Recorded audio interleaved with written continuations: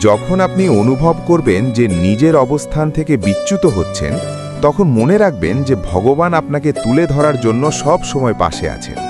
যে ধর্মের নৌকা প্রস্তুত করে, হোক তা সমুদ্র বা জীবন সংসার, সে অবলীলায় তা পাড়ি দিতে পারে।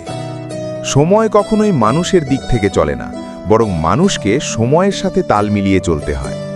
সুখ অনুভব করার বিষয়, পাওয়ার নয়। যারা পার্থিব বস্তুর মধ্যে সুখ খোঁজেন, তারা বাস্তবে সুখ পান না। সব কিছু হারিয়েও যে শান্ত ও স্থির থাকতে পারে, সেই প্রকৃত বিজয়ী। কোনো ব্যক্তির পরিচয় তার শরীরের সাথে নয়, বরং তার স্বভাব, ব্যবহার এবং কাজের মাধ্যমে নির্ধারিত হয়। ভবিষ্যৎ বলে আলাদা কিছু নেই। মানুষের আজকের সিদ্ধান্ত ও কাজই তার আগামী দিনের ভবিষ্যৎ। প্রার্থনা মানে নিজের সব ইচ্ছা, চিন্তা ও পরিকল্পনা ঈশ্বরের চরণে উৎসর্গ করা। কর্মফলের আশা না করে ধর্মের পথে চলাই হল প্রকৃত প্রার্থনা। কর্মই জীবন, এবং ফলের প্রতি মোহ ত্যাগ করাই হল সার্থক প্রার্থনা।